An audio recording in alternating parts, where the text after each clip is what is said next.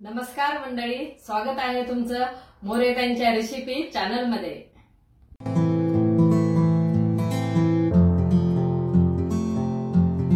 चला तर मग व्हिडिओमध्ये पुढे जाण्याआधी बेल आयकॉन दाबून चॅनलला सबस्क्राइब करा आणि सुरू करा मोरेताईंसोबत आजची ही चवदार रेसिपी बनवायला।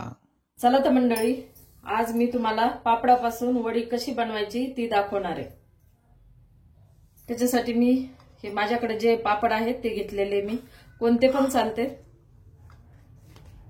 हे असे पापड घेतलेले। त्याच्यासाठी आता दुसरे मसाले काय लागतात ते बघू आपण।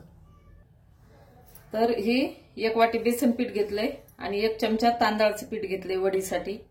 लसूण आणि जिरे, हिरवी मिरची अशी 4 घेतलेली, ओवा घेतलाय, कोथिंबीर आणि थोडंसं हिंग। आपण आता आधी हिरवी मिरची, लसूण, जिरे कुटून घेऊ। हे लसूण जिरे याला थोडंसं जाडसर कुटायचंय। आता आपण बेसन पीठ आधी टाकून घेऊ। तांदळाचं पीठ आधी बेसन पीठ टाकलं, तांदळाचं पीठ टाकलं, हिरवी मिरचीचा असा ठेचा थोडा जाडसर कुटलाय तो टाकू।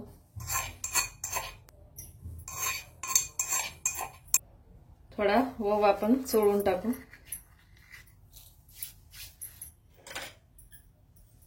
कोथिंबीर, थोडंसं हिंग, परत थोडंसं लाल तिखट। तुम्ही लहान मुलांसाठी करत असाल तर हिरवी मिरची घालू नका, नुसतं लाल तिखट घातलं तरी छान लागते। मीठ, मीठ थोडं अंदाजानेच टाकायचं, कारण पापडामध्ये मीठ असते, त्यानुसार टाकायचं। आता याला मिक्स करून घेऊ।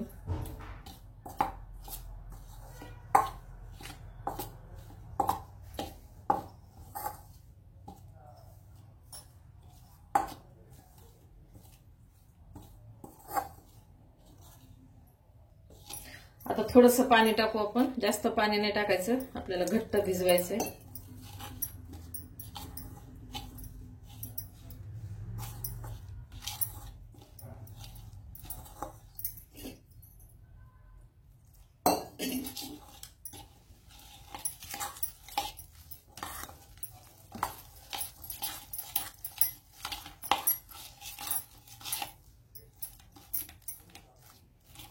बस आपल्याला इतकंच पाणी लागणार आहे, असंच भिजवायचं, जास्त पातळ नाही।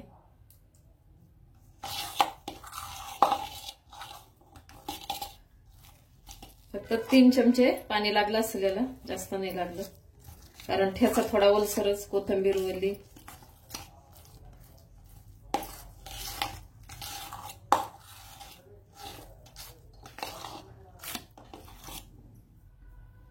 हे असं भिजवून घ्यायचं आपल्याला।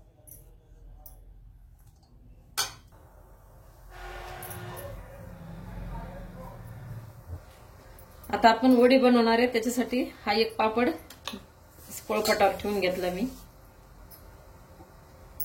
आता पीठ भिजवलेलं आपण याला लावून घेऊ।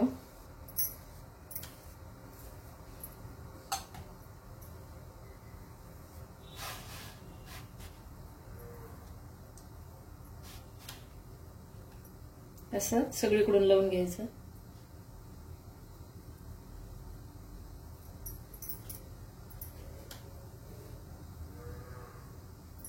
त्याच्यावर ना थोडेसे तीळ टाकायचे, तुम्ही पिठात टाकले तरी चालते, नाही तर असे टाकले तरी चालते।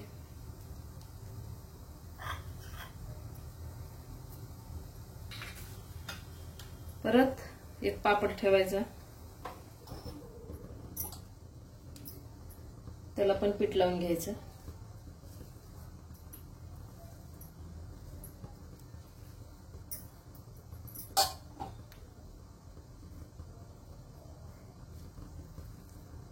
खालच्या पापडासारखंच हे असं आपण आता पीठ लावून घेतलंय। परत आपल्याला अजून एक पापड ठेवायचंय। असे आता 3 पापड झाले। त्या पापडाला पण खालच्या सारखंच पीठ लावून घ्यायचं।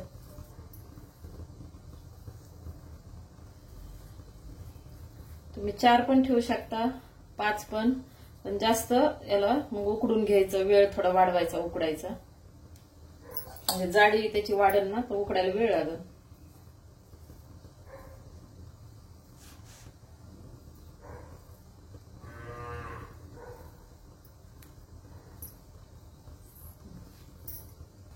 आपण खालच्यासारखंच थोडेसे असे तीळ टाकणार आहे आता.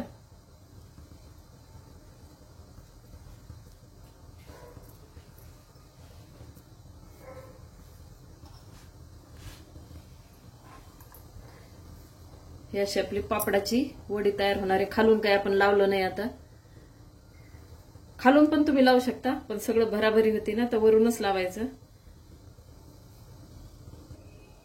आता आपण याला उकडायला ठेवणार आहे. मी आधीच काय केलं तर कढई घेतली, गॅस पेटवून कढई ठेवलेली. कढईमध्ये अशी कढई एक ठेवली पाणी टाकून, आणि त्याच्यावर ही अशी चाळण ठेवली.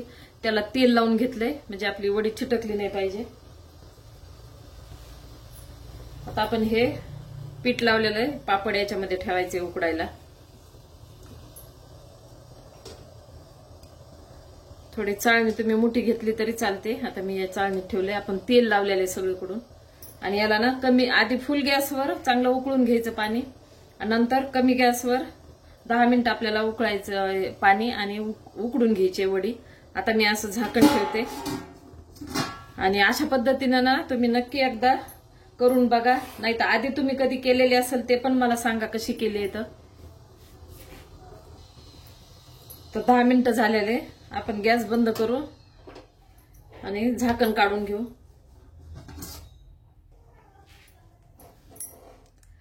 हे पहा, हाताला काही आपल्या चिटकत नाही, म्हणजे याचा अर्थ आपली उकडलेली वडी. आता आपण काढून घेऊ. अशी आपली वडी आता उकडून निघलेली, आणि पाठीमागून पण आपण पीठ नव्हतं लावलं. पीठ लावलं तरी बी छान उकडून निघती. आता आपण याला कट करून घेणार आहे.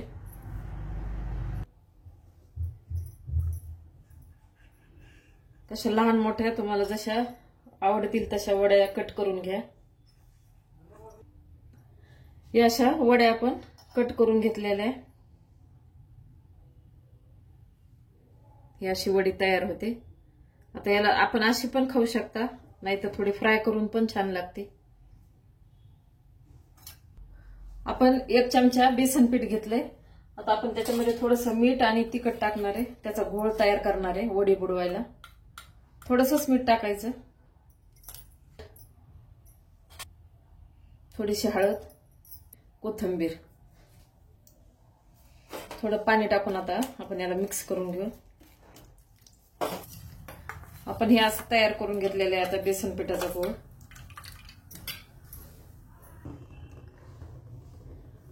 आता आपण ह्याच्यामध्ये वडीला बुडून तेलामध्ये सोडणार आहे. तेल गरम झालेले.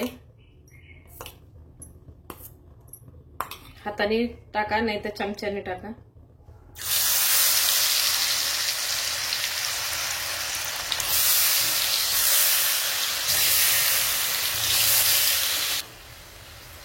तेव्हा छान कलर येऊपर्यंत आपण अशा छान तळून घ्यायच्या. आता हे तळलेल्या, कारण थोडंसं बाहेर निघल्यावर अजून जास्त कलर येतो त्याला. आता मी काढून घेते. छान आपली पापडाची वडी तयार आहे. आणि आता राहिलेले मी अशाच तळून घेते.